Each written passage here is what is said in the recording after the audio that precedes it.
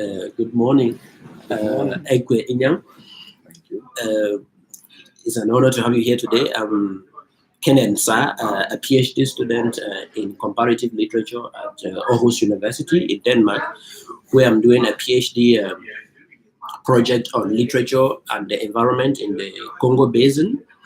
And I'm working on literature that you have written, and then also Henri Njombo from Congo Brazzaville, as well as Asitu Ndinga, and Jose Collins Kwanye, who has co-written one of the texts with Henri Njombo. So this is the second interview I'm doing with you. I did one with Henri Njombo in Brazzaville in the month of February 2019. And I'm so happy to have you here today in Stockholm, in Sweden, where you flew in from Cameroon, where you work as an environmentalist and also a writer, and you flew in to attend a WWF meeting. And thank you for accepting to have me interview here today. So I'm going to go straight to the questions. I know you hold a Master's of Science in Environmental Studies from the University of Strathclyde in the UK. And you have served in different capacities in conservation organizations such as the WWF, World Wildlife Fund for Nature, and Wildlife Conservation Society. Suppose that you never pursued environmental studies and never worked with such NGOs. Would you have become a writer and be writing particularly about the environment? Well, it's quite a difficult question to answer, but I think that someone who has worked in conservation, it gave me more opportunity and more scope, more latitude to think more globally and also focus locally to be a better writer than I am today. Because without my experience in conservation, maybe I wouldn't have been able to write the way I'm writing now, comparatively, because I've seen other writers from purely literary background. Yeah. They cannot analyze issues the way I do analyze.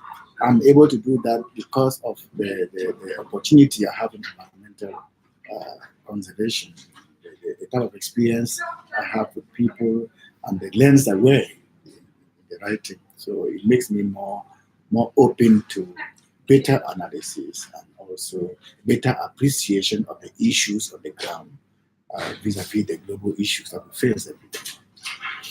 Thank you. And you are a poet and a playwright, but you have worked with so many conservation NGOs. I've just mentioned two of them, WWF and Wildlife Conservation Society. Is there any you want to add? Oh yes, I've also worked with the Pan-African Institute as a program coordinator, where we also focus on environmental education as one of the courses that I even helped them to develop further. And this also has given me a wider view of the environment because it includes more on development issues. So you work in an environmental setting and you work in a development setting, you see the connect, and it helps you to have a broader view of life in this domain of writing. So it helps. Okay. So, and the Pan-African University Institute, where is it found? It is found in Boya, in the southwest region of Cameroon. Okay. Thank you. And can you say more about your educational background, maybe a kind of brief bio of yourself from primary right up to the master's from Strathclyde? Thank you very much. I did my teacher training called, okay, let me start from primary school. Okay. I did my primary school in my village, Econ 1. Econ 1? Yeah. Which division is that? That is Indian division. Okay. And there I did 4 years of the primary school. And which subdivision is it?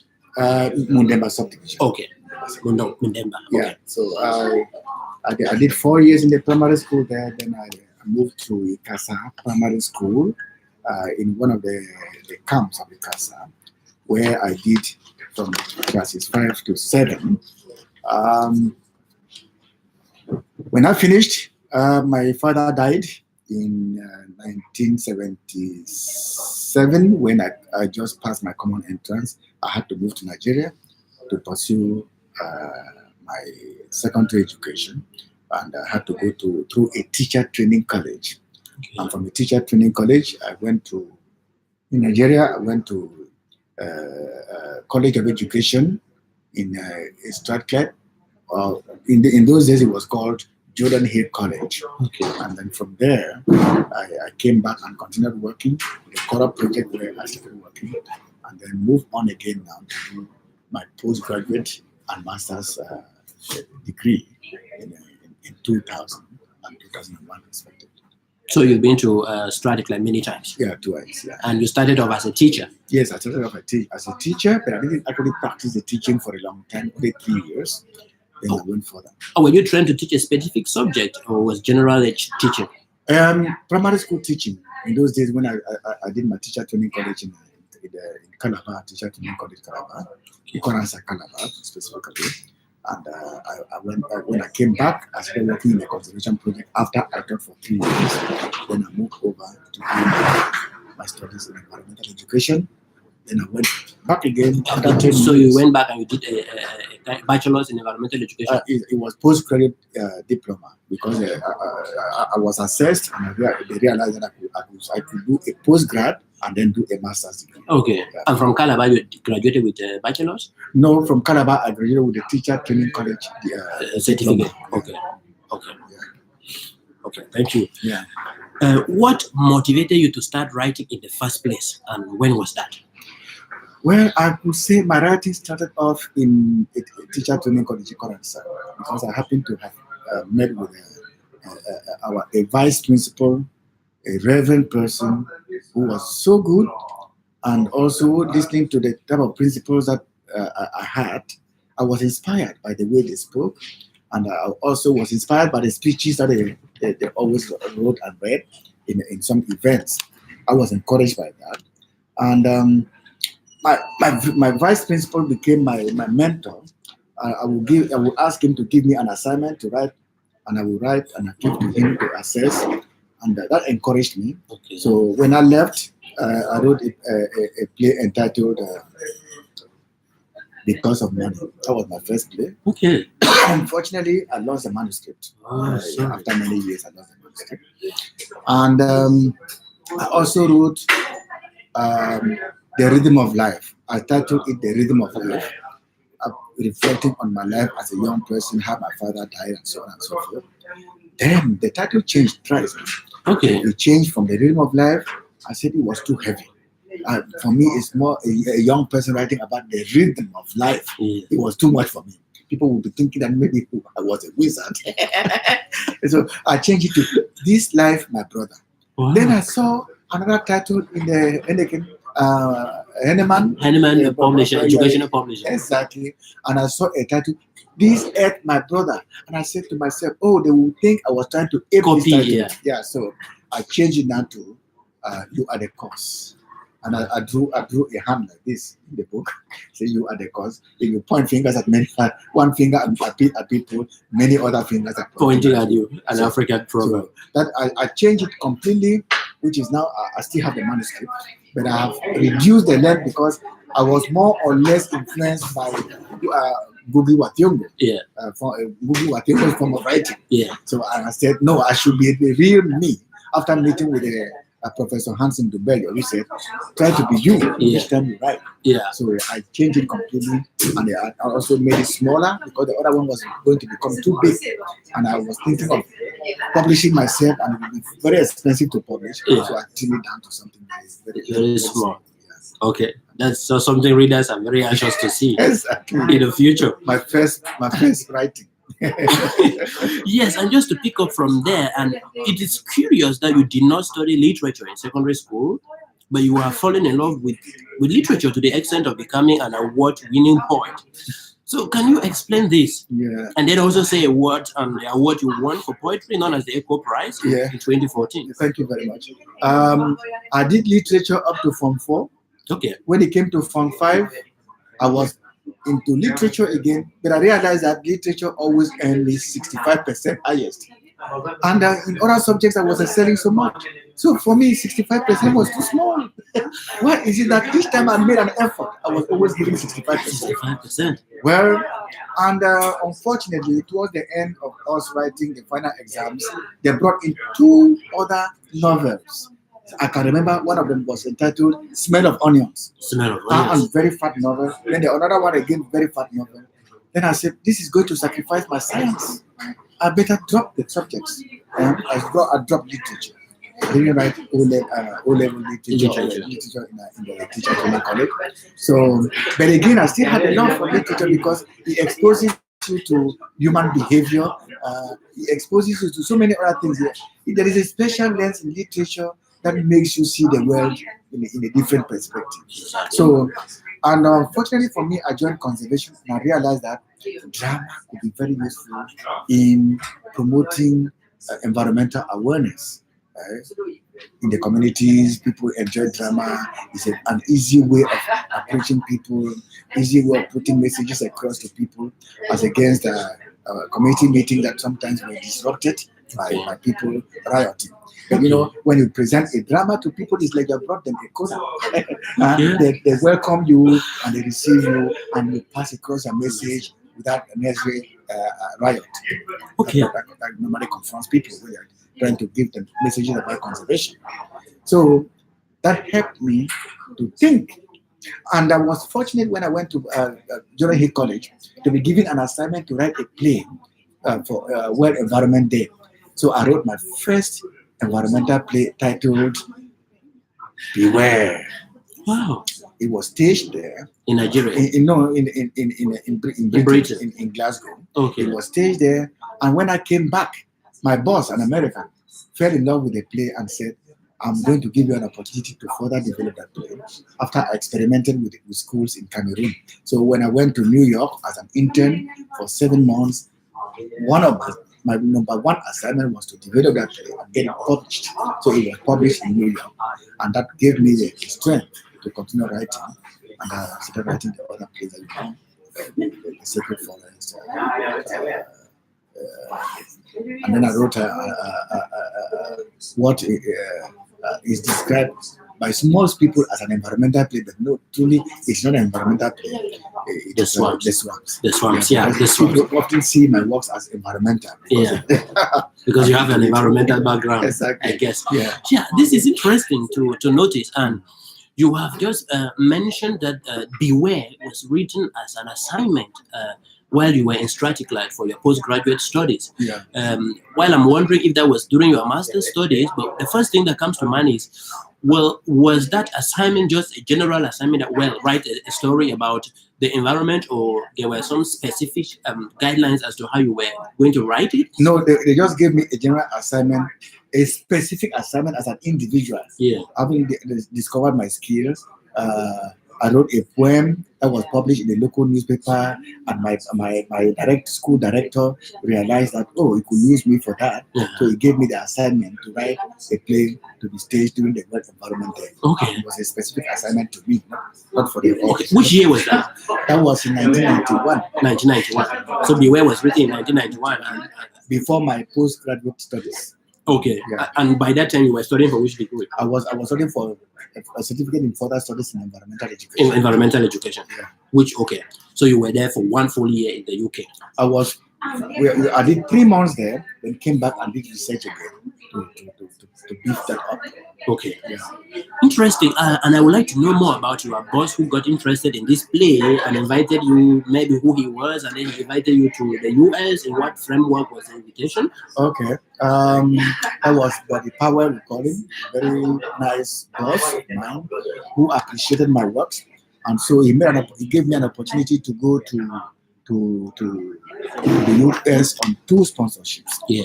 First one was by UCA. University of California. No. UCA is an agency that promotes people to go to the US and study anything. It was an international visitor program. Okay. International visitor program. And after the international visitor program, he also made me have an internship with the Bronx Zoo Education Department. Okay. For 7 months. So for this first program, we went around the states studying U.S. efforts in environmental protection, okay, from organizations, universities, companies, and so on and so forth, so that we'll have a better view of that. And one of the things I've realized was that the US, even though it has very good environmental laws, many people don't even use and respect These laws. Yeah. So, and that was the first thing. Then, when I started in the education department, one of my assignments was to develop Beware into a full-fledged play, but also to see how they were teaching conservation to different levels of people, kids in the primary school, kids in the secondary school, and also adults. Yeah, so in different programs, and that was to help me shape my programs back home. Okay. Oh, that's interesting. And I guess that was in 1992. That was in 1992. Yes. Okay. Okay. Wow. So, one of the questions was, could you tell us a bit about the Eco Prize for poetry, for emerging poetry, which you won in 2014? Yeah, that was on the death of hardship. Yeah. Yes. I first titled it Hardship. Then I looked at it and I said to myself, if you emphasize on the negative, it will affect you and it will affect other readers. So I decided to change it to Killing the Hardship. Killing the Hardship. The death of hardship. I wrote it in 6 months, and within the 6 months it was published. I was never inspired like that in my life. It just came by some kind of calling that I need to write about this issue, to kill hardship in the African continent. So when there was that opportunity to submit works for recognition, I submitted. I just forgot about it. And after my wife died, I think it was about 2 days after she was buried, I just got the information that I won the award. It was surprising. Yeah, but again, the poems were acknowledged by one professor, Professor Babila Mutia, a very good poem, a poetry collection. And, so I was now convinced that I could submit it for some level of recognition. After I had tried that with the Swamps in another competition, but unfortunately the entries were only me and a few others that were not strong enough, and so they could not give me the award. And to no other person. Yeah, and to no other person. Okay. I thought my strength was more in drama, but I've just come to suddenly realize that poetry is simple for me to write a drama. Yeah, the drama is a full-fledged project. Yeah, but with poetry, you can do it bit by bit every day. A little poem, 2 poems, 3 poems, but there were days that I even wrote 7 poems in a day when I was inspired. Yeah. For instance, from the airport to here, I was able to write 3 poems from the airport. That's amazing. 3 poems within a day. Yes. That's amazing. And and I really agree with you, because as a writer too, and I write under Nsah Mala, I publish on Nsah Mala, I agree that poetry is sometimes relatively easier to go about, especially when you have many other projects on your table. Exactly. Yes, as compared to longer pieces like plays and novels. Mm-hmm. Yeah. Mm-hmm. Okay. How do you think your writing, your plays, and your poems can be able to serve the environment in your country, in your area, or on the continent? Okay. I have written and published 8 plays so far. 6 of which are purely environmental plays. Okay. Yeah. Even though Professor Adonia may be seen as an environmental play because he touches on some of the issues that surround environmental protection, where you have a conflict between park management and the local communities. But it is not an environmental play by my own definition. Okay. It's more or less a play on conflict management. But the rest of the plays are very environmental, to raise awareness about environmental issues. For instance, Beware is a general play that talks about many environmental issues, as you have read. And the Sacred Forest is more focused on the forestry issues. And these plays I've written have been used by schools in Cameroon. It has been used by our project to go around the villages, 12 villages, using a drama group to address issues.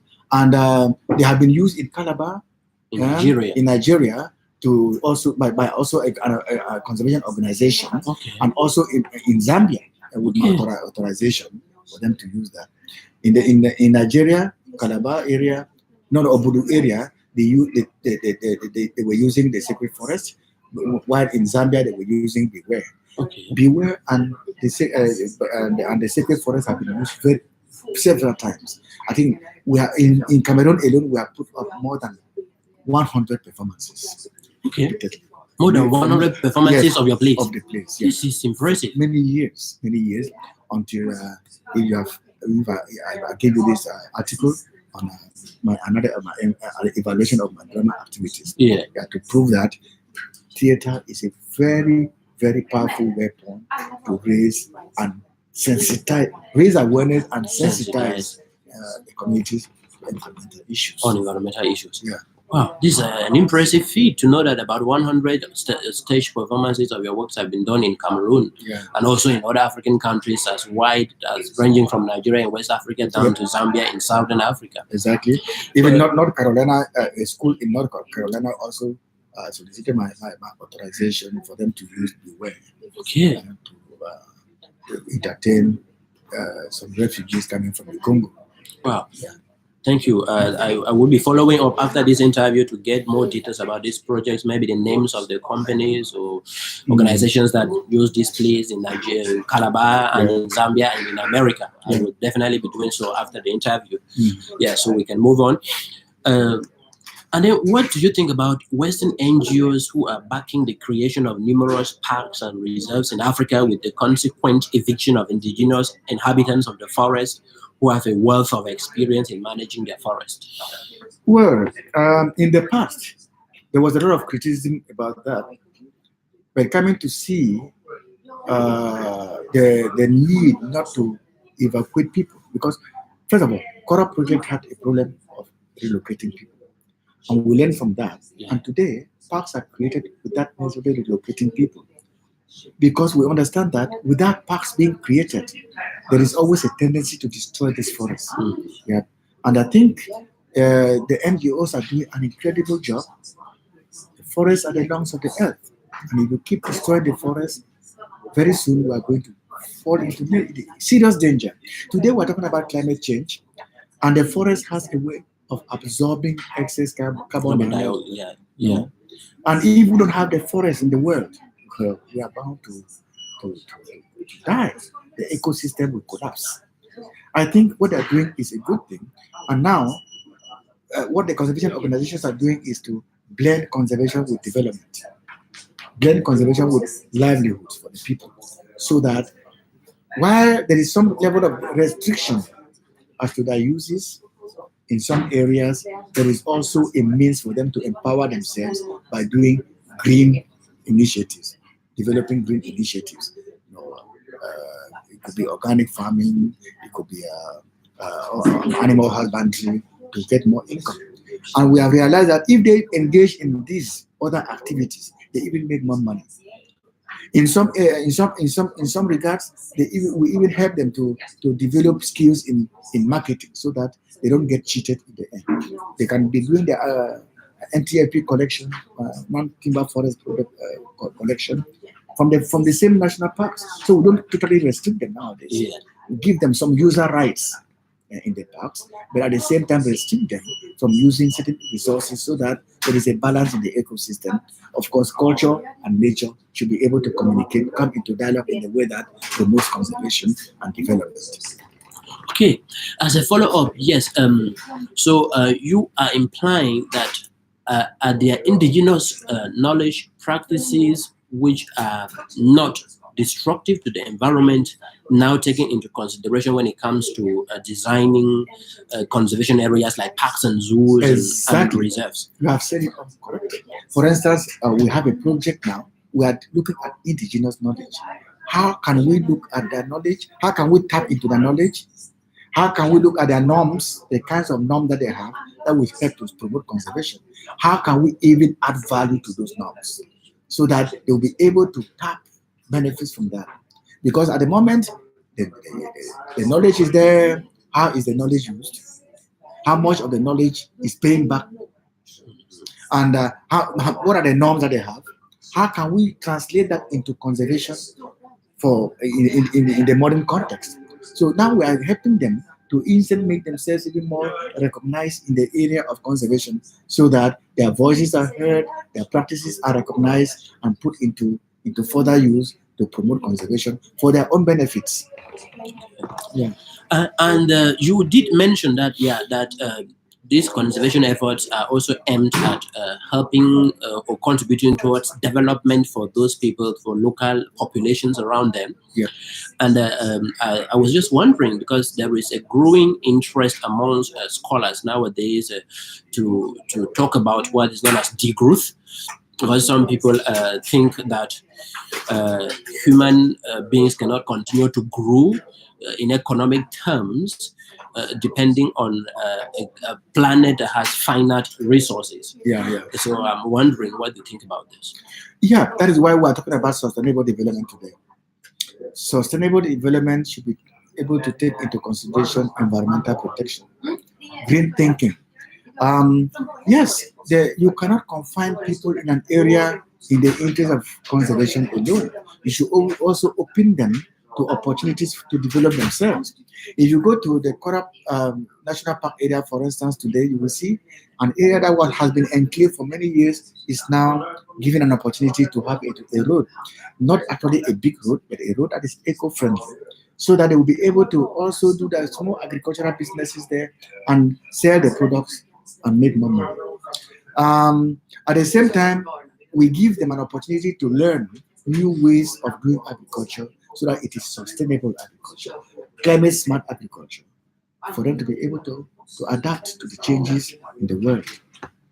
Okay, I will ask two more follow-up questions, and one will be taking us slightly behind. Okay. Yeah, along the line, you did say that among the 8 plays you have written so far, only 6 in your, according to your definition of what environmental plays are, fall within this category. Meanwhile, 2 are more or less not so. Yeah. I'm interested in knowing what your definition of an environmental play is. Yeah. And I am also interested in knowing what an environment-friendly road for you is. Yeah. Okay. And to me, an environmental play is that which takes into consideration the environmental issues at the local or at the national or regional levels, and also the cultural elements that play against or for those issues, so that you bring them into some kind of dialogue to be able to raise awareness for people to change their attitudes and demonstrate some behaviors that are going to help to shape the environment itself. For instance, if you look at the web, I always think that there is no use going there just to talk to people. You should bring people also to talk to bring the people to communicate in the process of that drama. The drama should be that one that is balanced. It talks about environment. It talks about the local politics that impact on the environment, and it also talks about the cultural thing that impact on the environment. And then you give a balance, so that people learn to see new ways of thinking, new ways of practicing, and to improve on the environment. That is an environmental play to me. It is not a type of play that just comes in with a lopsided kind of issue. And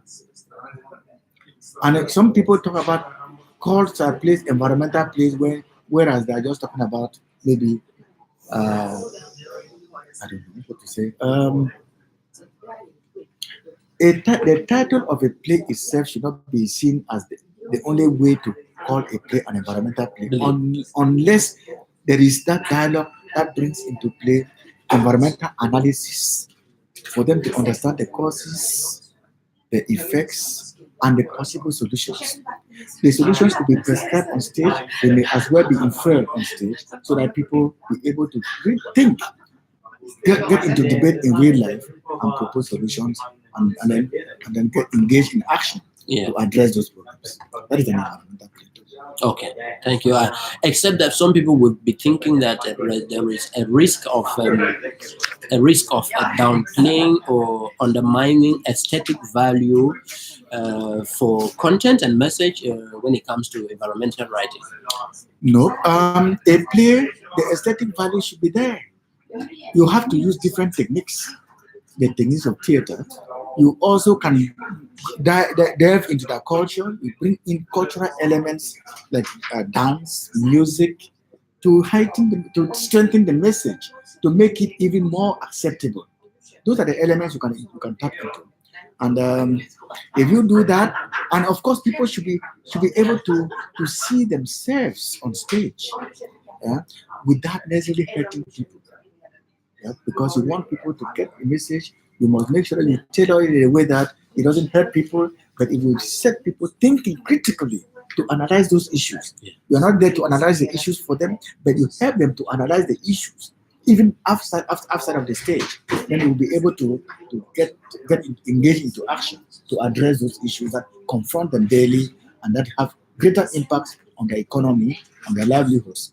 Because sometimes we do these things and out of ignorance, and we'll get ourselves caught in the cycle of poverty. You know, you want to get much from the forest, you get it, you get rich now, and the next time again you exhaust what you have gotten, and then you get back again into poverty. So there's that cycle. I call it the vicious cycle of poverty as a result of ignorance. So this play is to help break that vicious cycle of ignorance of poverty through raising awareness and also sensitizing people. Okay. Yes. Okay. And then briefly, what do you call environment-friendly road? An environmental friendly road is a road that makes you know how much you can get from the environment without hurting it, without wounding it. But at the same time, you will be able to contribute to your own economic growth. In other words, we call it green or eco-friendly activities or initiatives. It can be at the level of harvesting techniques.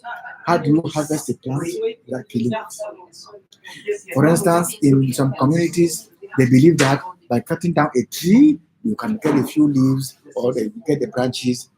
That you might actually harvest the branches and the tree is still growing. For instance, so and again, you must know what methods, what materials to use. If you are, for instance, today we're talking about plastics. If you use plastics, you are going to kill the soil in which on which you depend for your agriculture. But if you go back to the old ways of using leaves as wrapping materials, you can help you to sustain the environment because the materials themselves will decompose and form soil for you to continue with agricultural activities. Yeah. Okay. Yeah, because when you were given the example of this community where one of the development projects brought to them is a road, I thought you were thinking of talking about a road in terms of a motorable road. Yeah, and then if that was the case and you call it environmental friendly, then one would like to know what describes that physical road, motorable road, as being environmental friendly. Yeah, we call it a motorbike road. Motorbike road. It is not big. Okay. The dimensions are very clear, so that we don't encourage big cars, big trucks to move there. But at the same time, we save the farmers in that community to be able to transport their goods and to move also freely. So it's a very small road of maybe 1 meter, and the transportation becomes easier for them. But at the same time, you keep poachers away because there is a bridge. If you have where you have a bridge, you have a gate to prevent poachers, and of course, you can also help in a eco garden using community members as well, and it will help to keep the place safe from outsiders getting into the forest to poach. Okay, except that it seems that that road is not paved. And that a vehicle like a car cannot go through it. Yeah, and one is wondering how many people live in that community, and if some of them may want to have a car or have a car bring something for them. Yeah, well, that for now, that is what we have managed to do because we also have to look at it from the point of view of the donors, but also from the needs of the communities. They sat together and decided that we don't need a big road. Because if a big road comes here, we are going to also have the danger. After they have been sensitized, not brainwashed. They know that naturally in that area where they live, they used to have a problem of outsiders coming to poach in the forest. They themselves have been fighting to keep away the foreign poachers. Yeah. Okay. So now they need a road at the same time to be able to transport their agricultural produce easily. But again, they have to define what type of road they needed without jeopardizing their economic aspirations. Yeah. Now I'm going to take you to a question that is more focused on writing, Okay. but still connected to environment. Mm-hmm. It seems, at least to me, that most writers in the Congo Basin see nature only in terms of the forest and sometimes wildlife. What can possibly explain this? And why, in your opinion, do writers in the Congo Basin tend to ignore writing stories with non-humans such as trees or animals as fully fleshed characters? Well, it depends on the lens you wear at a particular time. Yeah, because for me, I think they are trying to move away from the ecocentric approach to the more or less eco-feminist approach, which is broader. Because ecocentric approach has been criticized for only thinking about the species. The species, yes, they have their own right, but the ecosystem is broader. And if you think in terms of ecosystems, it makes more sense because the ecosystem takes care of the species and the other interconnectedness. So we tend to look at a broader picture rather than looking at the animals. For instance, if you want to write a play on only the elephant, what does it really mean? If I have to write a play focusing only on the elephant or the monkey, and so on and so forth. But if you write a play that helps to protect the ecosystem, you're in other words protecting these other animals, the elephants included. So it would be a waste of energy to only go and talk about one species at a time. There's a lot to talk about.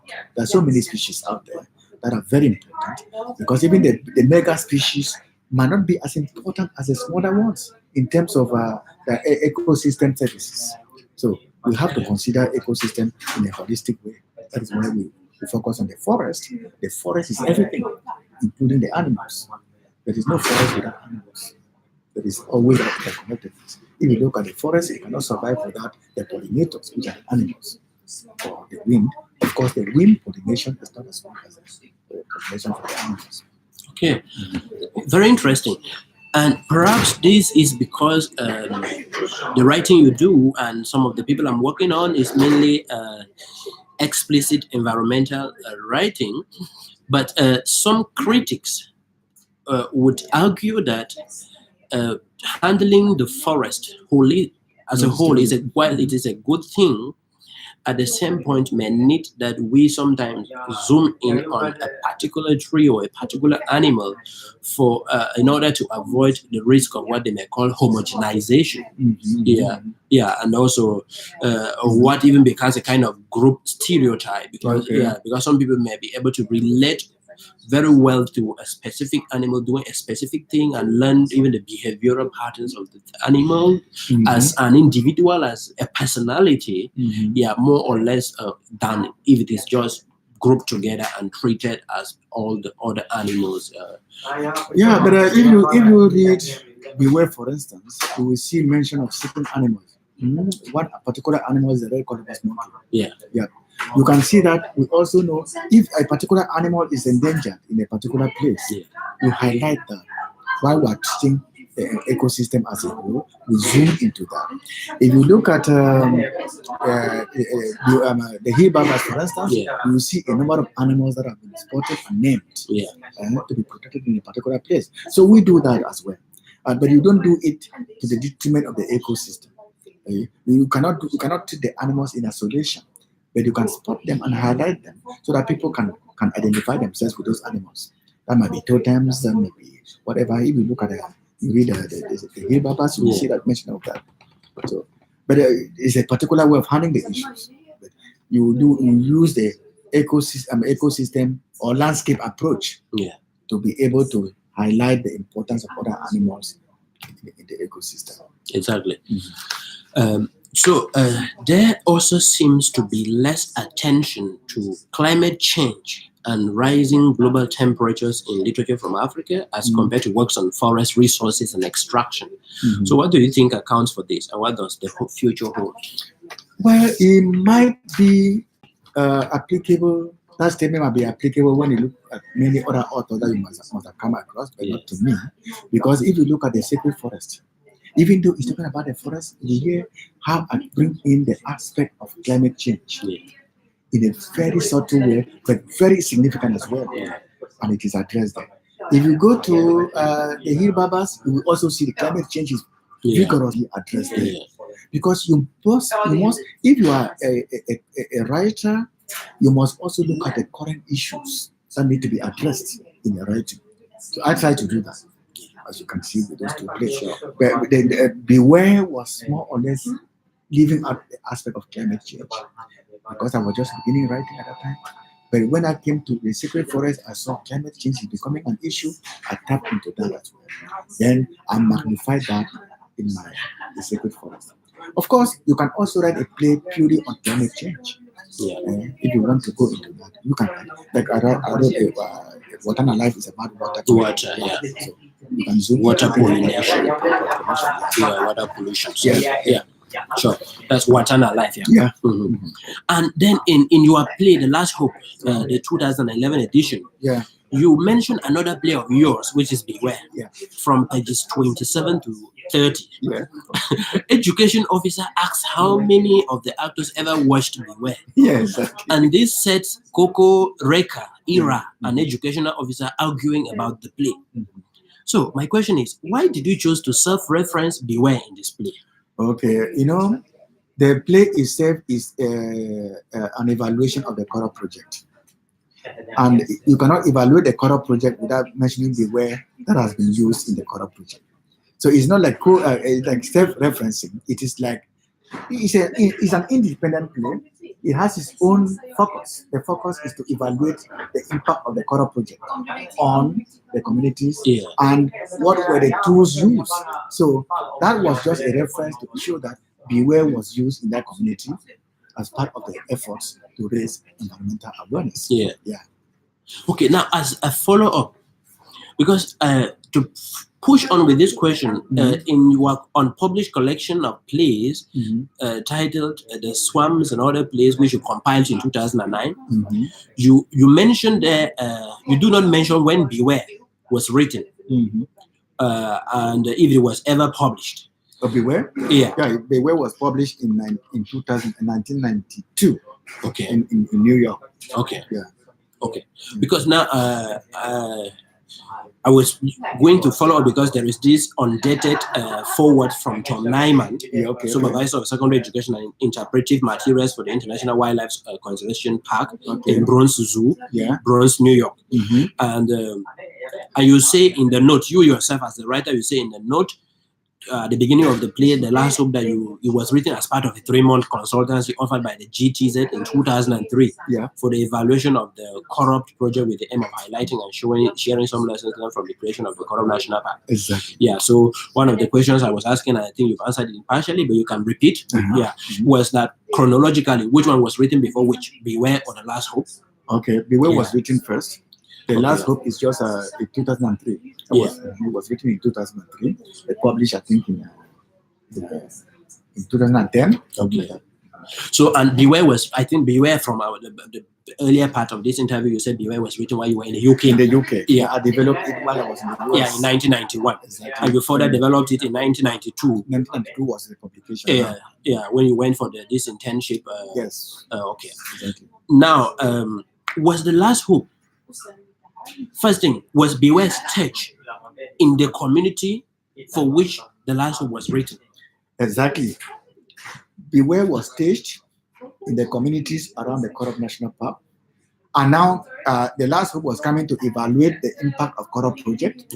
And then that reference was just to show, to remind the communities of what was happening. Could they remember these stories? And The Last Hope too was staged in those same communities.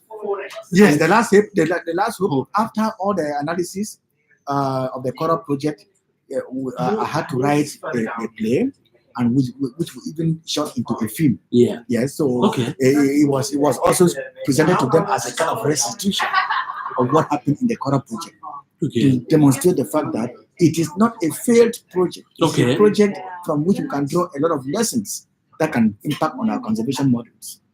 So that's interesting. Yeah. So it means that with the Last Hope, while the Beware was staged, was performed Yeah. theatrically, Yeah. The Last Hope was rather filmed, was staged and filmed, Staged and filmed, and then brought to them in film form, yeah. and not staged in front of them. No, it was staged in front of them. Yeah. Then we did a film that we came out with the cassettes that were sent to the communities. Okay, of the Last Hope. The Last Hope. It would be a good idea if I can lay hands on that film too. Yeah, I've lost a copy of it, but I think if you go to the GIZ office in Yaoundé, Okay. you might be able to pick a copy. Okay. Yeah. Okay. The GIZ of the cassette. Yeah. Which means you had to change it into a CD. Yeah. Otherwise, Okay. Yeah. Maybe some technicians can help with that. yeah. Okay. So, yeah. So we've already answered this, but except that I would like to hear what was the feedback you received after the staging of the Last Hope in that community, because you said it was staged, meaning it was staged around the Korup National Park. Yep. Yeah. Perhaps we may want to hear in which it was staged, but also the feedback that you received immediately or during and immediately after the staging. Yeah, I think I can only say immediately after the staging, because we took it to Mundemba, Yeah. we took it to Mbuti, and Okay. we also took it to Umoja. Okay. It is written like a film, a Nigerian film. Okay. Because I realized that people spend a lot of time watching Nigerian movies, and I said, if I write it in the pure sense of the way I used to write the other plays, it might not really hold their attention, because it has to be. It's a long play of about 4 hours on stage. Yeah. And one of the things that struck my attention was the fact that when I took it to Umoja, for instance, it was at 11 o'clock I took it there. 11 o'clock in the night. Yeah. And people were able to watch the play that ran for 4 hours until it finished. Nobody went out. As a film. That already tells you that it grips the attention. Yeah. Yeah, and they could actually see the Kora project the way it started, Stage by stage. step by step. Yeah. So it went without saying that they understood the message, and they could reflect on what the Kora project was really out for, and understood it better than they were actually involved in the project. So the feedback was very positive, my opinion, and the Beware itself was a kind of repeat, making them relearn what they failed to learn. Yeah, during the staging of Beware. Exactly. And you have no idea if there were any local newspapers that covered that event? Unfortunately, at that time, the period was a very bad period of rain. Yeah. And the roads were very bad. I remember we were returning from a Umoja and we were stuck in one place for about 3 hours. So journalists could not move into any of those areas. The road to Ndian is one of the worst roads in Cameroon. Yeah. And paradoxically, it leads to a place where there is petrol. Exactly. Yeah. Exactly. So it was very difficult. And I remember in those days of Beware, we used to have people who were interested in coming to report back. Professor Antani Tam even wrote, because she had the opportunity of also using her drama group in Yaoundé University to stage the Sacred Forest here. The Sacred Forest. So she went back again, and she was able to assess the efficacy of the use of drama. Okay. Well, yeah. And in which did she stage the Sacred Forest in Yaoundé? And also, do you not have any idea if she published her findings after she tried to interview or whatever, assess people thereafter? Yeah, she published in a newspaper in India. I think that is how do we call that paper again? The Modern Research Studies. Modern Research Studies. Yes. Okay. Yeah, that was in 2000. I cannot remember. In 2000 and was it 2000? No, that was 1990 something. Okay. Before I left WCS. Okay. Yeah, before I went back to Britain. It should be 1999. So is it okay? Yeah, we can get it from the paper. Yeah, we can get the paper from the website of the journal. Exactly. Yeah. Okay. As earlier indicated, the Last Hope was commissioned by the GTZ Yes. and written in 2003, Yes. as it seems. Okay, you confirm that. Good. Mm-hmm. In a note in your 2009 unpublished collection, you say too that your play, Watana Life, 2002, was commissioned by the Wildlife Conservation Society in Cameroon as part of a water management project supported by Guinness Cameroon SA. Exactly. The play was first performed in Douala on March 2002 at the launching press conference of the WCS, that is the Wildlife Conservation Society / Guinness Water Project. Yes. So, how was Watana Life received by the audience? And what was the feedback you got after the performance of it? Yeah, Watana Life was a play commissioned by the Wildlife Conservation Society for one month. So you wrote it within 1 month from the date of the commissioning? Exactly. No, the commissioning took place after when I was already in Britain. I was in Britain for my father's No, I don't mean the staging. I mean like the time they told you they needed you to write a play. Okay. Yeah. The commissioning? Yeah. Yes. I wrote it immediately after I was commissioned to do the work. Yeah. And it took you how long to write it? Just 1 month. 1 month. Okay. And honestly, this was a play based on, I can call it fiction, but mixed with experience in the area, because I've been moving around the villages and I understood from discussions with the villagers the kinds of issues they face in terms of water pollution. And which village is that? All the villages I work with in Koro National Park, okay, but also in wildlife in the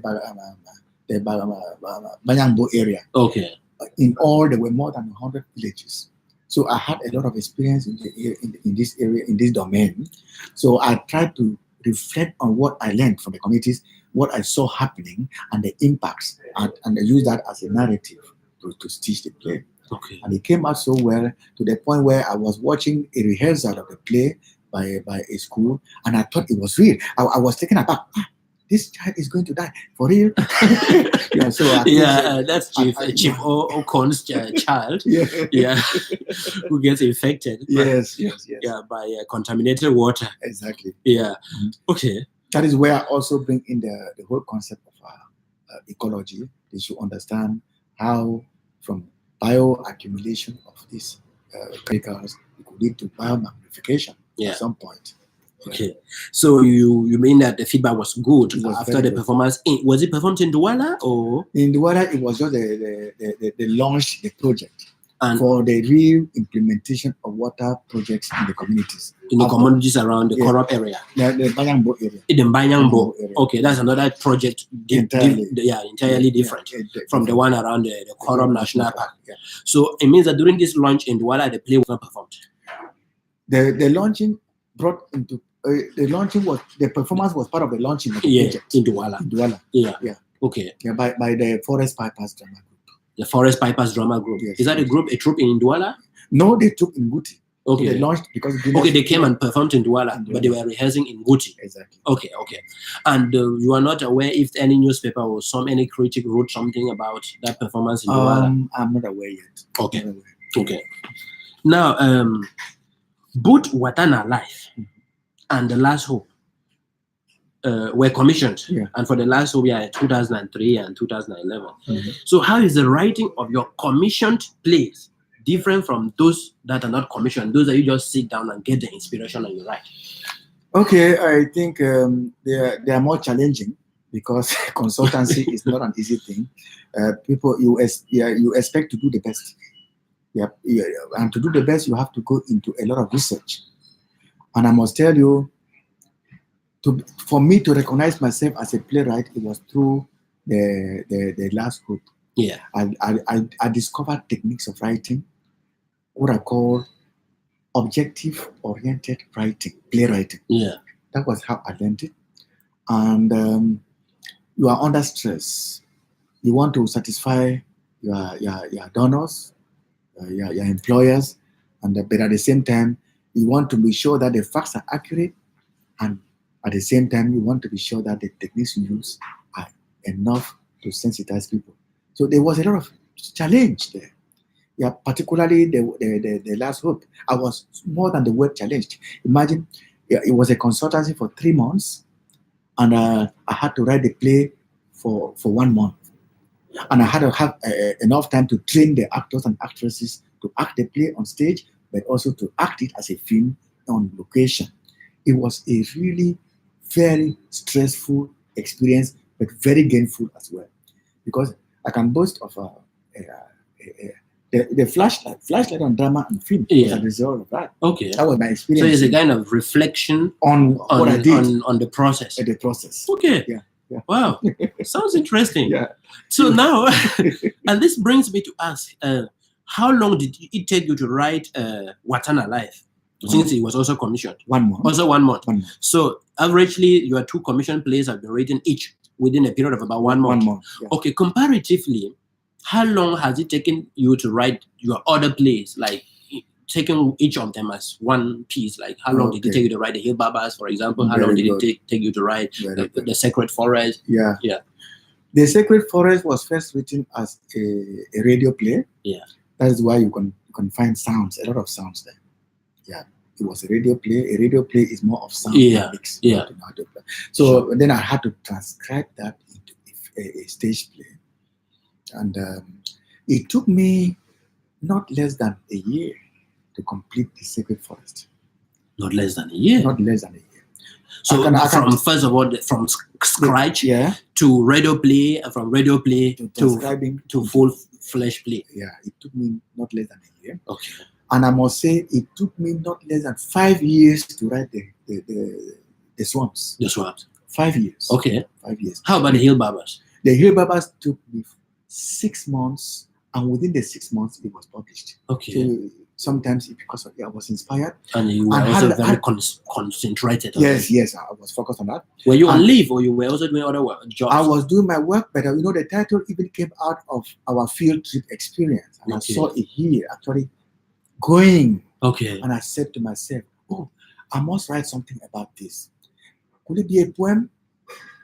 I said, oh yeah, I should write a poem. I just hurriedly concluded.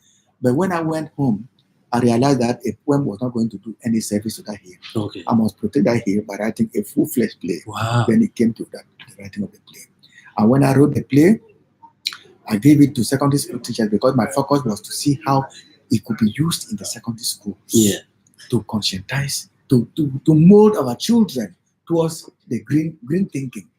And the secondary school, one particular secondary school teacher was able to make some appraisals. If you do it like this, it will help our children to understand better. It was supposed to be in acts and scenes, broken into small pieces. Then I restructured it into yesterday, today, and tomorrow. Yeah, which is, and I find that arrangement working so well. Yeah. It has lots of angles of interpretation. Yeah. Well, we are not going to talk about that. Mm-hmm. I wanted to say that from this experience first, where was that hill you saw?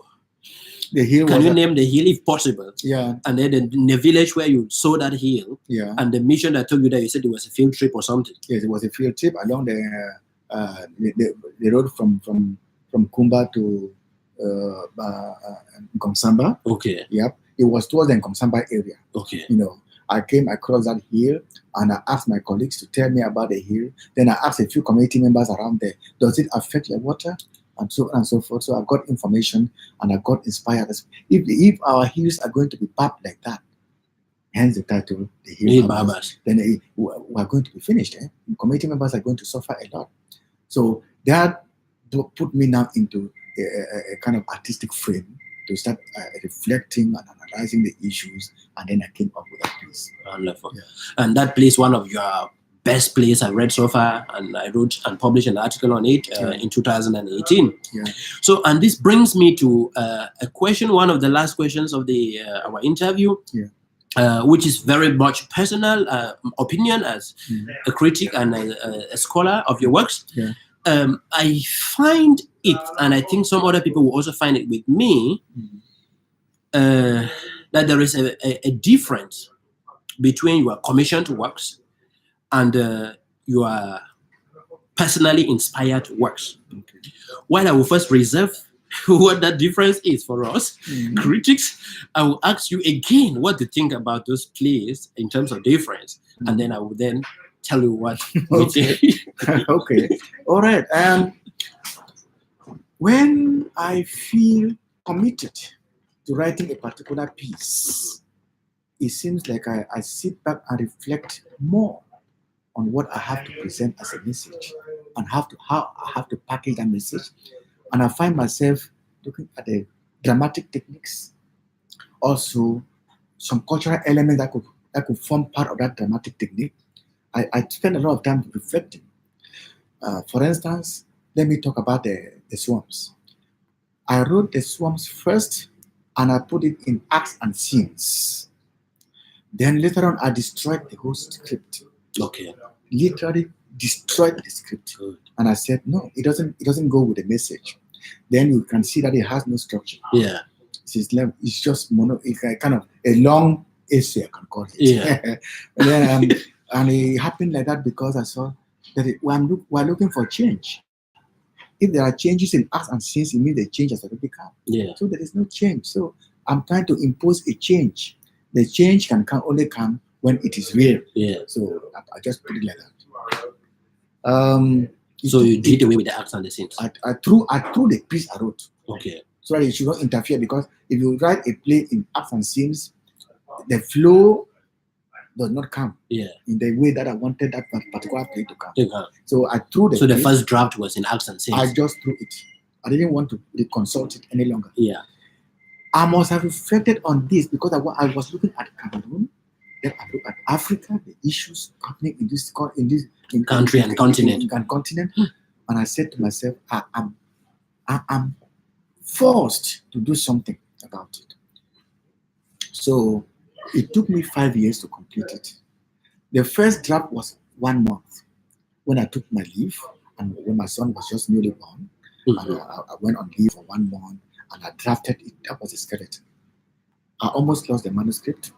And one thing I've learned is that don't dump your manuscript in your own box only. Yeah. You can, if you don't have the means like we have today, give to other people to keep. Yeah. So I was able to retrieve my manuscript from one of our workers, Dwight Lawson, who is now a professor back in America. I went back to him because I gave him that to keep on his laptop, and he gave it back to me. Then I was able to work. Otherwise, I would have depended on a typed but updated copy. It would have been the very old version. It would have brought me back to working on the whole thing again for a long time. Yeah.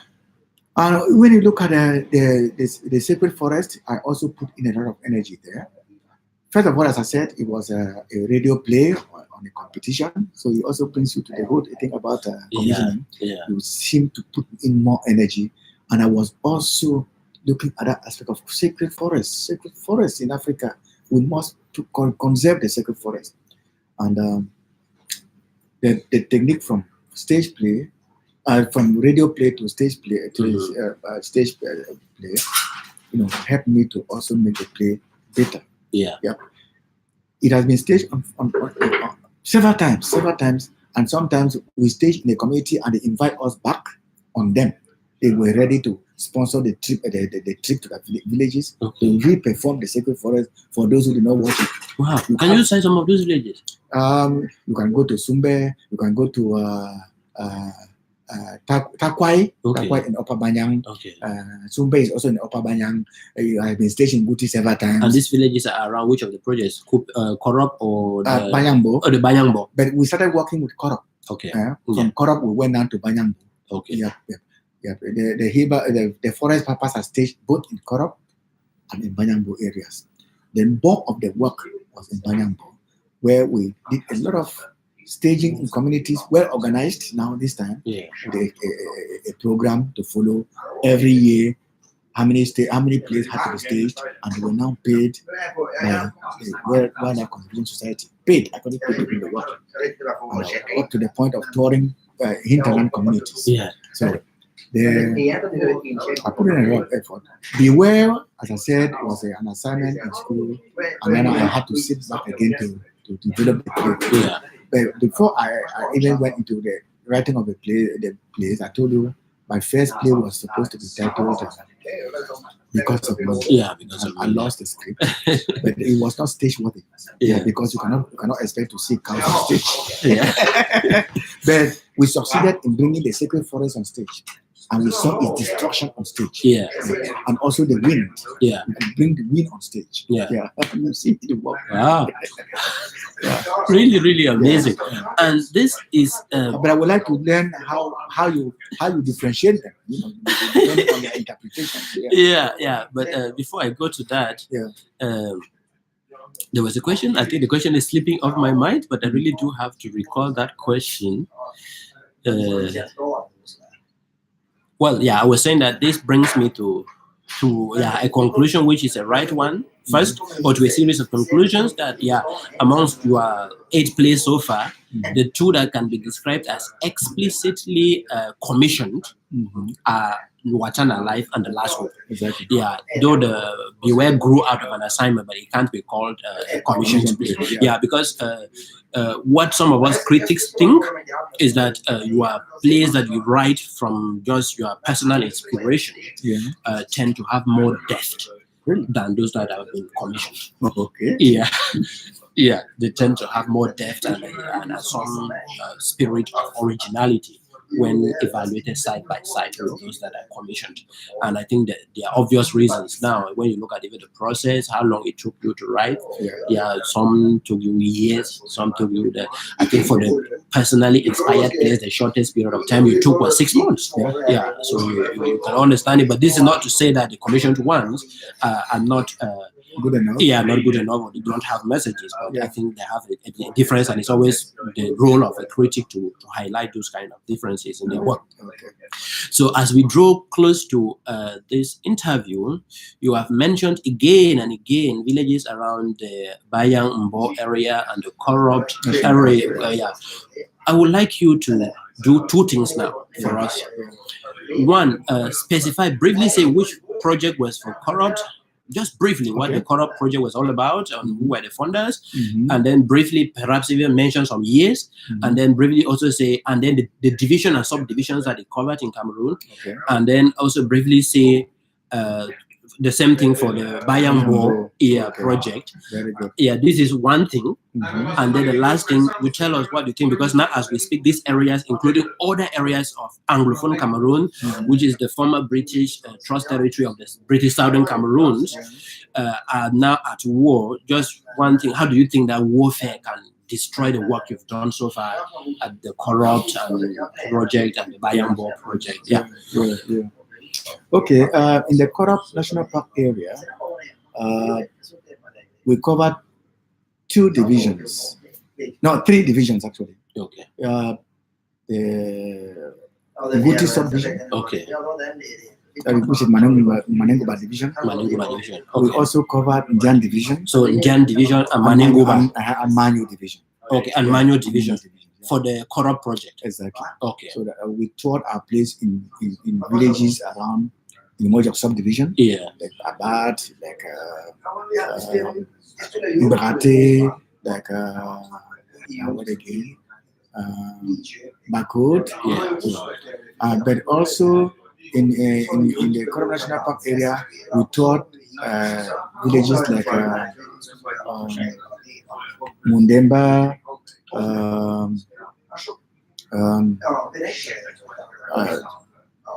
Toko, the Toko area. But at the same time, our work there was not very much. The sponsorship was by GTZ in those days, which is now GIZ. Okay. But under the auspices of the WWF Corrupt project. Okay. But, in the Bayambo, we toured a number of, I think about 13 villages. And what, all in one division? Yes, one subdivision, which is one subdivision. Which is that subdivision? Which is the Upper Banyang subdivision. Upper Banyang subdivision. Yeah. Of which division? Yeah. Upper Banyang subdivision is in the Manyu division. Okay. And then some villages of Kupe Manengoba division, which is in Guti subdivision. Okay. There are some villages there too. Yeah. So if you look at the article I wrote, which was published later, for evaluating the impact of the drama, you will see more of it. You can see clearly the villages that were touched. We were there trying to compare the efficacy of community meetings vis-a-vis the use of drama. Yeah. Because we realized that in some villages where we went, if you want to use a community meeting, sometimes our staff have been driven away from community several times. Yeah. But meanwhile, in drama, nobody drives you away. The only village we had a problem with using drama was a village called Mambo. When we went to Mambo, they refused us from coming there. But at the same time, when as we were coming back, a village called us to repeat the play in their village. Okay. And some Mambo people stole to watch again. Wow. So at least we're talking here about villages of about how many people as inhabitants? One village we recorded 700 people that attended the play. Wow. Yeah. 700. 700. Which village was that? That was in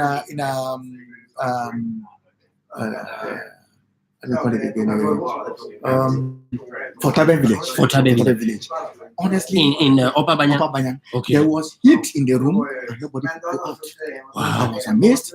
Was it like a school hall or a church? It was a very big hall. Okay. Community hall. Yeah, a community hall, and people were hanging outside also because of no space. No space inside. Yes, it's impressive. Yes, I was amazed myself, and we were staging the sacred forest. The sacred forest. Yeah. Okay. So what do you think war can do to all these efforts?